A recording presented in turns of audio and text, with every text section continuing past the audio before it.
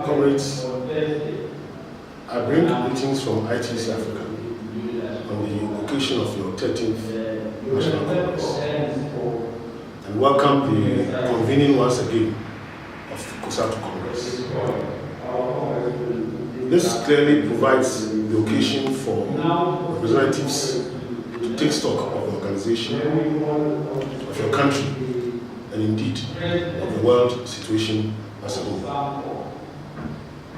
As we look at the South African situation, we are struck that the crisis that is evident in this country is reflected throughout most of the continent, and indeed the Southern Hemisphere. What makes it particularly hard to bear in South Africa is the abundance of riches, particularly in mining, but also South Africa's relatively sophisticated infrastructure and other assets, which was built at terrible human cost.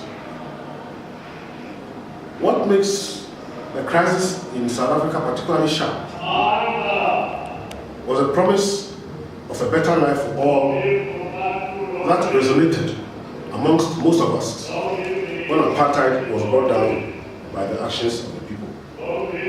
Sadly, and it pains us to acknowledge this, that promise of a better tomorrow for the mass of our people, and especially the poor, has simply not materialized in a meaningful manner. Levels of unemployment, poverty, and inequality continue to disable our people. The policies of governments have failed to address the chronic distortions of inequality that have earned South Africa the dubious title of being among the most unequal countries of the world. Comrades, the Congress documents show clearly, in fact more clearly than I can, that years and years of government policies that have in fact preserved the status quo instead of dramatically challenging it have left us with a legacy of apartheid that most of us thought would be in the dustbin of history. When Cosatu was formed more than 30 years ago, it had a whole set of alternative economic policies. And not only were these inspiring documents, but they were also practical. They talked about the need to harness the wealth of the country and through distribution to empower not only the elite, in fact not the elite, but the mass of our people. The whole thrust of the Federation's policies then were to bring about inclusion. In practice, this meant focusing on building a sustainable infrastructure of education, health, social development, and included land reform, inward investment, and equal opportunities for all. We thought then that the workers' movement in South Africa would provide a living example of what could be done when a strong and democratic trade union movement can not only develop alternatives to the neoliberal consensus, but that it would also be able to use its considerable power on the ground to make sure that the policies were acted upon. I know that Cosatu will be mature enough to ask itself what went wrong. Indeed, it will be one of the main discussions of the Congress, and rightly so.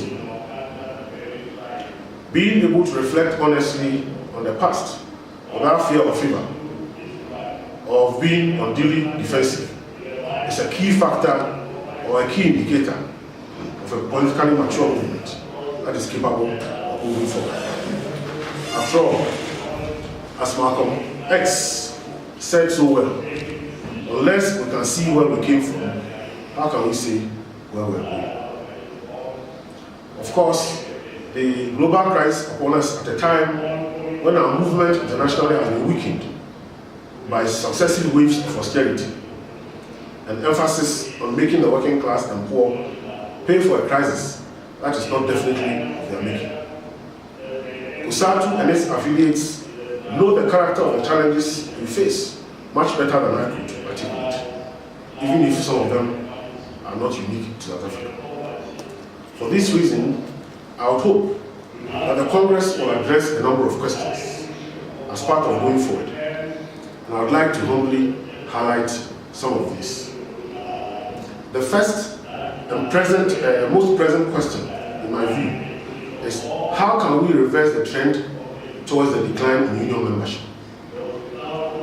If I read accurately the reports that have been tabled, it would appear that more than 70% of the workers in the formal sector are not represented by trade unions. And then there are, of course, millions of workers in the informal economy, and also millions more who are unemployed.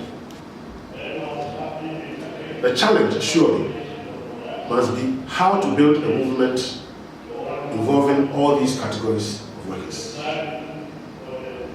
The second key question must be how we rebuild trust in the need for workers' unity, both at the level of affiliates, within and between different unions in the same sector, and even between federations.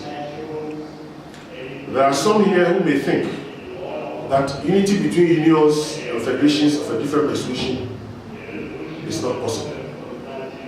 But I think this misses the point. If we agree that only the unity of the workers' movement can guarantee us the power to challenge neoliberalism, then we must try, and try again. Nothing, and I repeat, nothing must be allowed to get in the way of a united working class response to the crisis that we face. So the question is, how do we rebuild workers' unity at all levels? The third key question must be, how do we ensure that our unions truly reflect the aspirations and needs of workers? Across the continent, I've witnessed once very powerful unions being reduced to shambles because there has been a surplus of infighting, factionalism, political maneuvering, and this has resulted in workers losing patience and hope that their union can really take them forward. It has led to workers voting with their feet.